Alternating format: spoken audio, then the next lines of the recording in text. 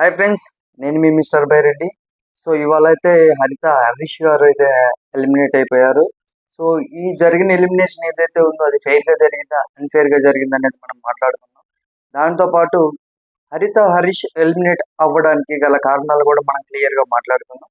So దానికంటే ముందు కొత్తగా ఎవరైతే నా వీడియో చూస్తున్నారో సబ్స్క్రైబ్ చేసుకోండి. ఆల్రెడీ సబ్స్క్రైబ్ చేసుకున్న వాళ్ళు లైక్ చేయండి. సో ఇంకా ఎక్కువ మందికి రీచ్ అవ్వడానికి ఉపయోగపడుతుంది. నాకు కొంచెం మోటివేషన్గా ఎక్కువ వీడియోస్ చేయడానికి కూడా సహాయపడుతుంది అన్నమాట. సో ఇక్కడ ఏంటంటే నేను ఎపిసోడ్ గురించి మాట్లాడడానికంటే ముందు ఇవాళ జరిగిన ఒక కాంట్రవర్సీ గురించి నేను మాట్లాడదాం అనుకుంటున్నా. ఇదంతా బిగ్ బాస్ చుట్టే అల్లుకోండి. సో ఇదేంటంటే బిగ్ బాస్ కు సంబంధించిన ఏవైతే లీక్స్ అయితే అవుతున్నాయో ఆ లీక్స్ గురించి మాట్లాడాలనుకుంటున్నా. సో దాని గురించి ఎంత పెద్ద కాంట్రవర్సీ అయిందంటే అది సో బిగ్ బాస్ టీం వాళ్ళు లీక్లు ఇవ్వడం సహజమే. అది మొదటి నుండి జరుగుతుంది. మొదటి నుండి అంటే ఈ సీజన్ మొదటి నుంచి కాదు, గత కొన్ని సీజన్ల నుండి జరుగుతుంది. వాళ్ళు కూడా బిగ్ బాస్ టీం వాళ్ళు కూడా లీక్స్ వల్ల కొంచెం ఫ్యాన్ బేస్ గ్రాప్ చేసుకోవడానికి కూడా ఉపయోగపడుతుంది. ఇది కంటెంట్ క్రియేట్ అవ్వడానికి కానీ లేదంటే బజ్ క్రియేట్ అవ్వడానికి ఉపయోగపడుతుంది అనేసి వదిలేశారు అనమాట ఎవరు మన బిగ్ బాస్ టీం వాళ్ళు కూడా. సో అది కాస్త శృతి మించేసి ఇంకా ఎక్కువ దూరం వెళ్ళిపోయింది. ఆల్మోస్ట్ కొన్ని ఛానల్స్ అయితే అంటే స్టెప్ బై స్టెప్ అంటే వీళ్ళ తర్వాత వీళ్ళ తర్వాత ఇది మాట్లాడారు, దీని తర్వాత ఇది మాట్లాడారని క్లియర్ కట్ గా step by step scene by scene ఒక పేజ్ లో పెట్టారంట. సో దాని గురించి అయితే ఒక కాంట్రవర్సీ నడిచింది. దానికి సంబంధించి యాదిరెడ్డి గారు అయితే తన ఇన్స్టాలో స్టోరీగా పెట్టారు. ఏంటంటే ఇలాంటి కంటిన్యూస్ స్ట్రైక్స్ వేసే అవకాశం ఉందని ఆయన చెప్పడము. సో దానికి ఇంకొంతమంది రియాక్ట్ అవ్వడం అనేది ఇది జరిగిపోయింది అనమాట. దీనివల్ల ఏమంటే సో కొంతమందికి రివ్యూర్స్ దాన్ని నెగిటివ్ గా తీసుకున్నారు, కొంతమంది రివ్యూర్స్ దాన్ని పాజిటివ్ గా తీసుకున్నారు. బట్ ఇక్కడ ఏంటంటే అందరు మిస్అండర్స్టాండింగ్ చేసుకున్నారు అనిపించింది అనమాట. సో లీక్స్ ఓకే కానీ కొంతవరకు ఓకే, మరీ పీక్స్ ఆల్మోస్ట్ రేపు ఈవినింగ్ జరిగేది కూడా లీక్ అవుతే ఏమవుతుందంటే రాను ఆ షో మీద ఇంట్రెస్ట్ తగ్గిపోతుంది అనమాట. కొంచెం ఇది మనం అందరం దీని మీద కాన్సన్ట్రేషన్ పెట్టి కొంచెం మనం తగ్గించుకొని ఉంటే లైక్ అంటే ఇంట్రెస్టింగ్ గా చేయగలిగితే అందరికి ఉపయోగం ఉంటుంది. దాని మీదే బతుకుతున్నాం కాబట్టి మనం అందరం చాలా హెల్ప్ఫుల్ గా ఉంటుందని నేను అనుకుంటున్నా. మీరేమనుకుంటున్నారో కామెంట్ చేయండి.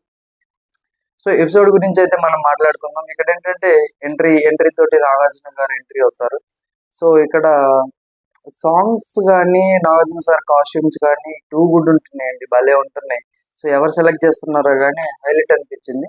సో సండే ఎపిసోడ్ అంటే మనందరికి గుర్తొచ్చేది ఏంటిది, ఫండే అని కదా. సో ఈ సీజన్ లో ఏంటో కొంచెం కొత్తగా ట్రై చేస్తున్నారు. మరీ ఫండే అంటే మరి బోరింగ్ టాస్క్లు కాకుండా కొంచెం ఎక్కువ మంచి మంచి టాస్క్లు పెడుతున్నట్టు నాకు అనిపించింది. సో మీకు కూడా అలాగే అనిపిస్తే కామెంట్ చేయండి. సో ఇక్కడ ఏంటంటే మనకు ఆడియన్స్ తో మాట్లాడుతుంటారు అనమాట. ఒకనొక ఆడియన్స్ సంజన గారి గురించి, సార్ నేను జిమ్ చేస్తుంటాను సార్, సో నేను కూడా ప్రోటీన్ తీసుకుంటాను, బట్ సంజన గారు 7 ఎగ్స్ తినడం అనేది చాలా గ్రేట్ సార్ అది అని ఆయన అన్నాడు అనమాట. ఎందుకు కొంచెం సంజన గారికి పాజిటివ్ క్రియేట్ చేస్తున్నట్టు అనిపించింది నాకు. మీకు ఎంతమందికి అనిపించిందో కామెంట్ చేయండి. నేను ఎందుకన్నానంటే సో అక్కడ ఏదైతే సినారియో జరిగిందో ఆ సినారియో జరిగినప్పుడు మిగతా వారందరికీ కూడా కావాలి ప్రోటీన్. ఏంటంటే బిగ్ బాస్ హౌస్ లో అందరికి ఎప్పుడంటే అప్పుడు దొరకదు అనమాట ప్రోటీన్. సో వాళ్ళ ఆ గుడ్డు ఒకటే ఉంటుంది, లేకపోతే తినకపోతే కొంచెం డల్ అయిపోవడం, కొంచెం ప్రోటీన్ లెవెల్స్ తగ్గిపోవడం వల్ల ఆ మజిల్ స్ట్రెంత్ తగ్గిపోవడం, కొంచెం గేమ్స్ ఆడలేకపోవడం, కాన్సన్ట్రేషన్ చేయలేకపోవడం ఇలాంటివి జరుగుతాయి అనమాట. సో నాకు ఇక్కడ ఆవిడ దొంగతనం అంటే ఆవిడ నిన్న ఏమంటారు సాటర్డే ఎపిసోడ్ లో నాగార్జున సార్ అన్నట్టు సో ప్రాంక్ కు థెఫ్ట్ కు డిఫరెన్స్ చెప్పారు కదా. సో నాకు అలాగ అనిపించింది. చూద్దాం ఈ వీక్ ఏమైనా మారుతుందా లేక కంటిన్యూ చేస్తుందా అనేసి. ప్రతిసారి అదే కంటిన్యూ అవుతుంటే బోరింగ్ గా ఉందన్నమాట టాపిక్. ఎందుకంటే ఇనీషియల్ గా మనం సపోర్ట్ చేసాం, ఎందుకంటే సంజన గారు గేమ్ ను టర్న్ చేశారు అది ఇది అనేసి. ఆ ఆ బేస్ ఏదైతే ఉందో అదే కంటిన్యూ అవుతుంది కానీ బట్ రాను అది విరక్తి అయితే నాన్న పుల్లి కథ అన్నారు కదా, నేను సేమ్ అలాగే అవుతుంది. సంజన గారు ఎలిమినేట్ అయినా కానీ మనం ఆశ్చర్యపోయిన అవసరం లేదనమాట. సో అక్కడ ఎవరైతే ఆడియన్స్ ఉన్నారో ఆడియన్స్ తో మాట్లాడేటప్పుడు అలాగా మాట్లాడారు అనమాట. సో సంజన గారికి కొంచెం పాజిటివ్ ఎపిసోడ్ ఇది. కొంచెం అంటే తన గురించి ఇంకా చాలా ఉన్నాయి నెగిటివ్స్. ఇప్పుడు నేను ఎపిసోడ్ లో ఏదైతే బర్నీ గారు ఏదో అన్నారు అనేసి దాన్ని పెద్ద సీన్ చేసి ఎమోషనల్ లైక్ వచ్చి చేశారు కదా. బట్ సంజన గారిని కూడా తనుజ గారిని కూడా తూ అన్నది కూడా చూపించాలి కదా.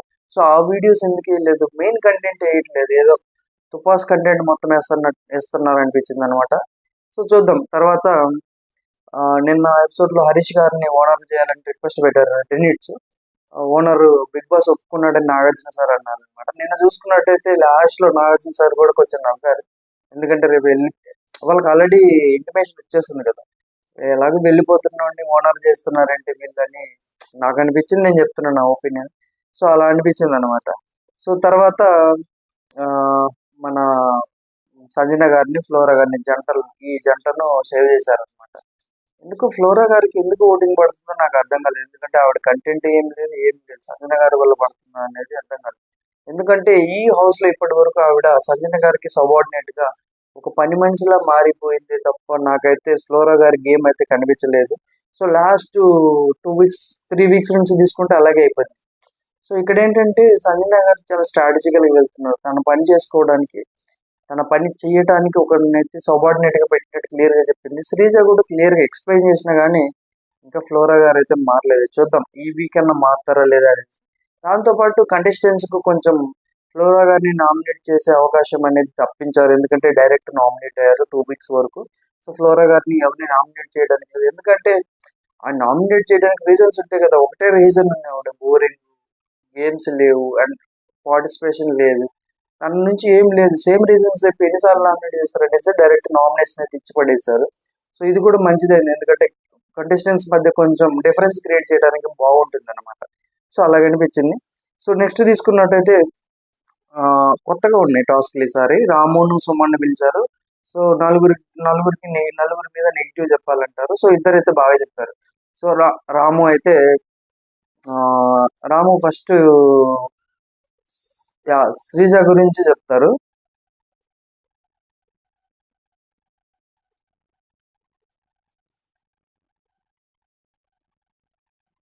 శ్రీజ గురించి చెప్పారు. తర్వాత సంజన గురించి చెప్పాడు అనమాట. ఏవైతే గుడ్లు దొంగతనం చేసిందో దాని గురించి చెప్పారు. దాంతో పాటు మనోడిని ఎవరి నుండి వచ్చావరా అని అది ఇది అన్నారు. సో ఆ వీడియో కూడా వేశారు అనమాట. సో నాకు ఇక్కడ ఏమనిపించిందంటే ఆవిడైతే ఆ పాయింట్ ఆఫ్ వ్యూలో ఆ ఉద్దేశంతో అండింది.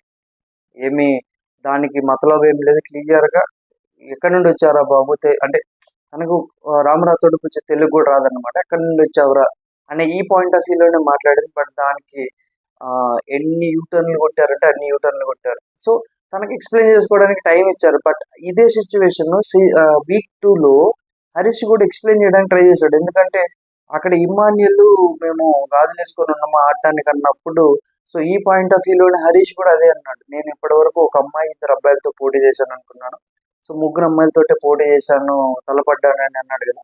సో అక్కడికే అతను హరీష్ ఎక్స్ప్లెయిన్ చేసుకోవడానికి ట్రై చేశాడు.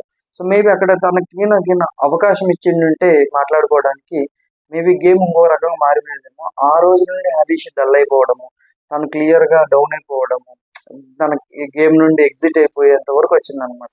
మేబీ అప్పుడే అవకాశం ఇచ్చింటే బాగుండి అనిపించింది. ఎందుకంటే ఈ హౌస్ లో ఉన్న వాళ్ళలో 99.9% పిఆర్ లేకుండా సర్వైవ్ అవుతున్న ఒకే ఒక వ్యక్తి హరీష్ అనిపించింది. మీకు ఎంతమందికి అనిపించిందో కామెంట్ చేయండి.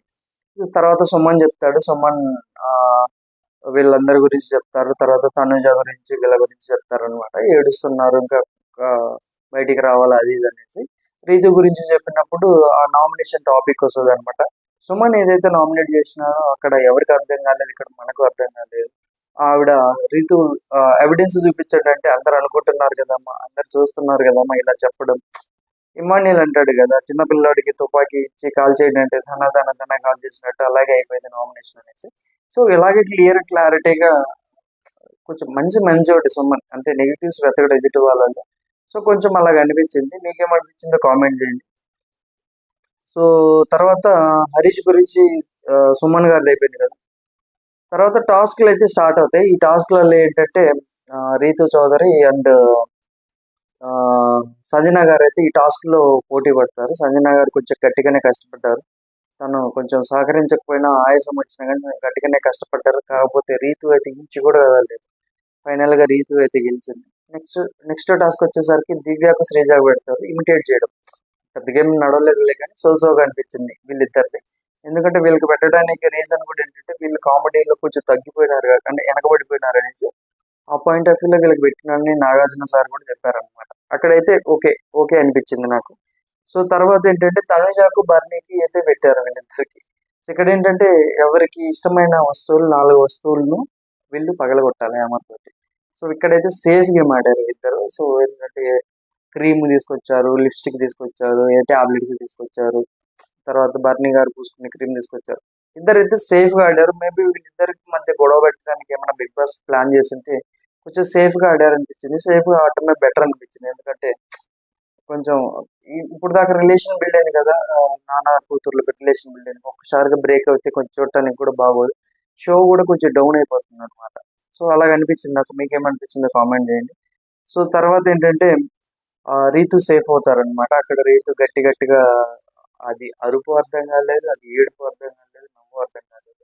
సో అలాగ అనింది అనమాట. అలా అన్న తర్వాత నేనే షాక్ అయ్యాను సార్, ఈసారి చాలా భయపడ్డా సార్ వెళ్ళిపోతానని అని రీతు అనింది. ఎందుకనిందంటే సో మేబీ వాళ్ళు ఫ్లోరా వెళ్ళిపోతుందేమో అనుకున్నారేమో, బట్ ఫ్లోరా ముందే సేవ్ అయిపోయాక ఒక టెన్షన్ మొదలైంది.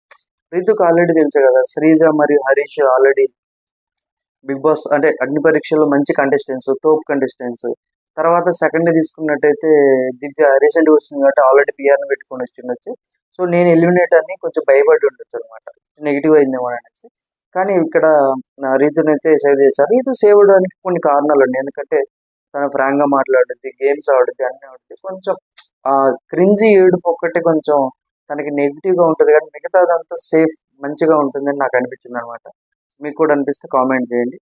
సో తర్వాత డిమాండ్ పవన్ కు కళ్యాణ్ కు టాస్క్ పెడతారు. వీళ్ళిద్దరు ఏంటంటే ఫిజికల్ గా ఫిట్ అయిన, మెంటల్ గా అంటే థింకింగ్ కెపాసిటీలో కొంచెం వెనకబడిపోయిన అనేసి వీళ్ళకి ఫజిల్స్ టాస్క్ పెడతారు అనమాట.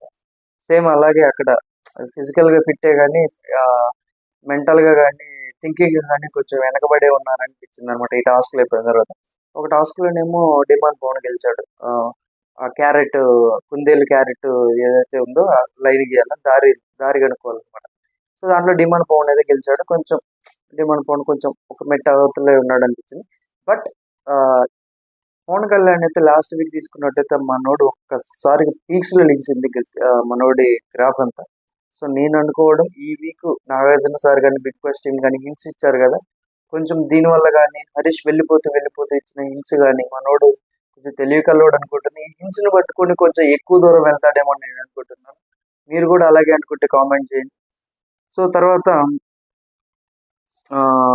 లగ్జరీ ఇక్కడ ఇతడితో అయితే అయిపోయింది. సో అంటే సండే ఎపిసోడ్ కదా, కొంచెం ఫాస్ట్ గానే అయిపోతుంది. ఎక్కువ నేను పాయింట్ టు పాయింట్ చెప్పట్లేదు. టాస్క్లు ఎవరెవరు గెలిచారు ఏంటనే దాని గురించి మాట్లాడతా. ఫైనల్ గా హరీష్ ఎలిమినేట్ అయ్యారు కదా, హరీష్ ఎలిమినేట్ అవడానికి కారణాలు, సో అతను ఉండుంటే పారామీటర్స్ ఎలా ఉంటాయి అనే దాని గురించి కూడా నేను మాట్లాడతా.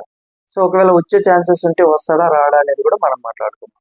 ఎందుకంటే అగ్ని పరీక్ష ఏదైనా జరగవచ్చు. సారీ, బిగ్ బాస్ సీజన్ 9 కదా, ఇది చదరంగం కాదు రణరంగం అన్నారు కదా, ఏదైనా జరగవచ్చు. మేబీ చూద్దాం. సో తర్వాత ది లగ్జరీ టాస్క్ లో భరణి అండ్ హరీష్ పోటీ పడతారు. ఎందుకంటే ఐస్ చూపిస్తారు యాక్టర్స్ ఎవరి ఒకరి. సో యాక్టర్స్ కానీ యాక్టర్ ఇవి కానీ ఐస్ చూపిస్తారు, వాళ్ళు గెస్ చేయాలన్నమాట. ఫస్ట్ రష్మిక మందన్న ఐస్ వేస్తారు, వాళ్ళు గెస్ చేయరు, ఐస్ వేయాలి, టెనిట్స్ వచ్చి ఐస్ వేయాలన్నమాట. అలా ఫస్ట్ అయిపోతుంది. ఇదంతా ఏదో సోగా జరిగింది అనమాట ఈ టాస్క్ మొత్తం. బట్ ఇక్కడ ఏంటంటే ఒకటి మాట్లాడాలనుకుంటున్నా, డీమన్ పవన్ గెలిచాడు అనమాట. డీమన్ పవన్ మహేష్ బాబుని కనుక్కున్నాడు. సో మహేష్ బాబు లాగా ఇమిటేట్ చేస్తాడు, ఆ పరిగెత్తడం కానీ మాట్లాడడం కానీ అలాగా. తర్వాత చికెన్ అయితే తీసుకెళ్లి శ్రీజకి ఇచ్చాడు. శ్రీజ తీసుకోవడం కూడా కొంచెం మొహమాటంగా తీసుకుంది. ఎందుకంటే ఈ వీక్ తీసుకుంటే కొంచెం ఇష్యూ అయింది కదా, శ్రీజ పవన్ కళ్యాణ్, డీమన్ పవన్ రీతు మధ్య ఇష్యూ అయింది కదా. సో దీనివల్ల కొంచెం తను నువ్వు ఎలా చేసినా కానీ నేను ఇలాగే చేస్తాను, నేను నీకోసమే చేస్తాను అని సింబాలిక్ తను ఏమన్నా స్ట్రాటజికల్ గా ఇచ్చాడు, ఎలా ఇచ్చాడు అనేది అర్థం కాదు. బట్ మేబీ వాళ్ళు మాత్రం అగ్ని పరీక్ష నుంచి ఫ్రెండ్స్ అనమాట. కళ్యాణ్, శ్రీజ మరియు డిమాండ్ పవన్ వీళ్ళు ముగ్గురు అయితే ఫ్రెండ్స్ అనమాట. సో తర్వాత తీసుకున్నట్టయితే పవన్ కళ్యాణ్ అయితే అసలు హీరో పవన్ కళ్యాణ్ గెస్ చేశాడు. ఆ కళ్ళని చూస్తే గుర్తుపట్టడం అది ఇది అనేసి పవన్ కళ్యాణ్ కూడా గెస్ చేశాడు అనమాట. సో ఇంతటితో అయిపోతుంది. తర్వాత శ్రీజ సేఫ్ అవుతుంది. సో ఫైనల్ గా దివ్య మరియు హరీష్ ఉన్నారు. యాక్టివిటీ ఏరియాకి వెళ్ళగానే దివ్య అయితే ఏడుస్తుంది. సో మనం అందరం అనుకున్నాం కదా దివ్య చాలా స్ట్రాంగ్ అమ్మాయి, సో కొంచెం ఏం ఏడవదు, కొంచెం నార్మల్ గా ఉంటుంది. కొంచెం తను కూడా చెప్పింది నేను ఎమోషనల్ గా అంత బాండ్ కాదు అని. ఆ సిచ్యువేషన్ లో ఉంటే ఎవరికైనా అంతే గుండెలు జారి కిందికి వచ్చేస్తాయి అనిపించింది అనమాట. సో తనైతే ఏడవడం స్టార్ట్ చేసింది. మేబీ బిగ్ బాస్ టీం వాళ్ళు కూడా ఎలా ఆలోచించుంటారంటే, సో తిను ఏదైతే బర్ని గారితో జరుగుతుందో కన్వర్జేషన్స్ కానీ ఏవైతే మాట్లాడుతుందో, ఏవైతే అందరికి తనకు తెలియకుండా అగ్గి పెడుతుంది అనమాట బిగ్ బాస్ హౌస్ లో, అవి కొంచెం తగ్గించుకుంటే బాగుండే, నీకేం మీద ఫోకస్ పెడితే బాగుండు అని బిగ్ బాస్ టీం వాళ్ళే బాటమ్ లో పెట్టారేమో అనిపించింది. ఒరిజినల్ గా ఏంటంటే బాటమ్ లో ఉండి ఇద్దరు, హరీష్ మరియు శ్రీజ. మనకు అందిన సమాచారం ప్రకారం ఏంటంటే శ్రీజ బాటమ్ లో ఉందని అందరూ అనుకున్నారు. బట్ హరీష్ ఎందుకు ఎలిమినేట్ చేస్తున్నారో చూడాలా, ఎందుకంటే నాకు హెల్త్ కండిషన్ కూడా సపోర్ట్ చేయట్లేదు, ప్లస్ ఈయన నుంచి కంటెంట్ కూడా రావట్లేదు. సో మూడీగా ఉండడము, తను ఒక్కడే మాట్లాడుకోవడం, కెమెరాలతో మాట్లాడుకోవడం, మేబీ ఇతని నుంచి ఇంతటితో అయిపోయింది, కంటెంట్ రాదనుకుని ఏమన్నా ఎలిమినేట్ చేసి ఉండొచ్చు. సో ఈ వీక్ కన్నా తను ఎంజాయ్ అవ్వకుండా ఈ వీక్ ప్లస్ అయితే తనకు పవన్ కళ్యాణ్తో తను ఆడిన టైర్స్ టాస్క్ కానీ కొంచెం ఇవన్నీ మంచిగా అనిపించినాయి అనమాట నాకు. సో తర్వాత దివ్య సేఫ్, హరీష్ అయితే ఎలిమినేట్ అవుతారు. స్టేజ్ మీదకి వచ్చినాక తను ఏవి అయితే కిరాక్గా ఉండింది హరీష్ ఏవి అయితే. సో మీకు కూడా నచ్చినట్టయితే కామెంట్ చేయండి. తర్వాత అయితే నాగార్జున సార్ అతనికి ఒక టాస్క్ ఇస్తారు. మాస్క్తో ఉండింది ఎవరు, మాస్క్ లేకుండా ఉండింది ఎవరు అనేది టాస్క్ అయితే చెప్తాడనమాట. ఇక్కడ ఫస్ట్ బర్నీ గారి పేరు చెప్తారు. సో బర్నీ గారు కొంచెం మంచి మంచి ముసుగులో ఉన్నారు. అంటే ఎస్విఎస్సీలు అంటే సిరిమల చెట్టు, సీతమ్మ ఇట్ల సిరిమల చెట్టులో రేలంగి మావేలా ఉన్నారని అన్నారు కదా. సో అతను మంచితనంతో మిగతా వారిని మ్యానిపులేట్ చేస్తున్నారని హరీష్ అన్నాడు అనమాట. సో తర్వాత అయితే తన ఒరిజినాలిటీ నేనే చూశాను అన్నాడు. సో ఇక్కడ ఏ పాయింట్ ఆఫ్ వ్యూలో అన్నాడంటే, ఒక టాస్క్ అయితే నడిచింది కదా వాళ్ళకు, స్టార్ టాస్క్. ఆ స్టార్ టాస్క్ లో బర్నీ గారు ఓపెన్ పోయి గట్టిగా అరవడం, సీరియస్ గా మాట్లాడడం చేశారంట. టాస్క్ అయిపోయిన తర్వాత కూడా హరీష్ చెప్పాడు, మేబీ ఆ పాయింట్ ఆఫ్ వ్యూలో మాట్లాడి ఉండొచ్చు. సో తర్వాత ఇమాన్యుయల్ని పెట్టాడు. ఇమాన్యుయల్ ఎందుకు పెట్టాడు, తన హ్యూమర్ యాంగిల్ ఇవన్నీ బాగుంటాయి సార్. తన ఒరిజినాలిటీ ఏంటంటే, ఫస్ట్ స్టార్టింగ్ లో నాతోటి గొడవ అయింది కదా, ఆ ఇష్యూ అయినప్పుడు ఆ అంత గొడవ మిగతా ఎవరితోటి అయితే పెట్టుకోలేదు.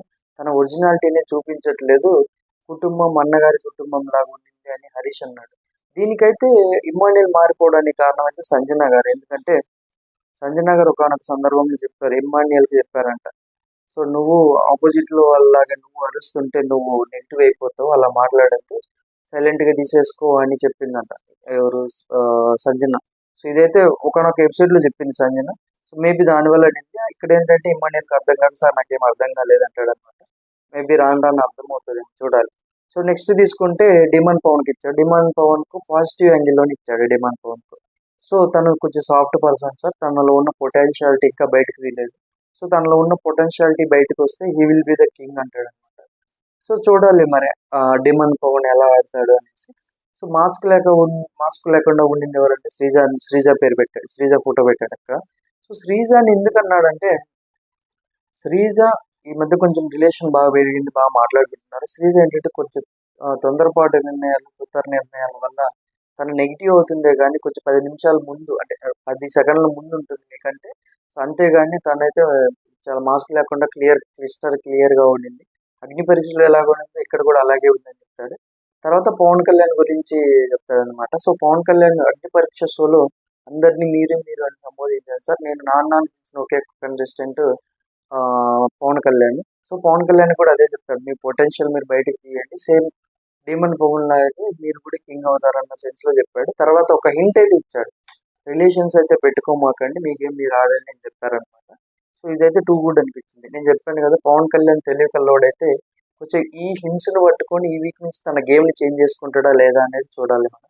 సో తర్వాత తీసుకున్నట్టయితే తనుజ గారిని పెట్టారు. తనుజ గారు అయితే కొంచెం షాక్ అయ్యారు.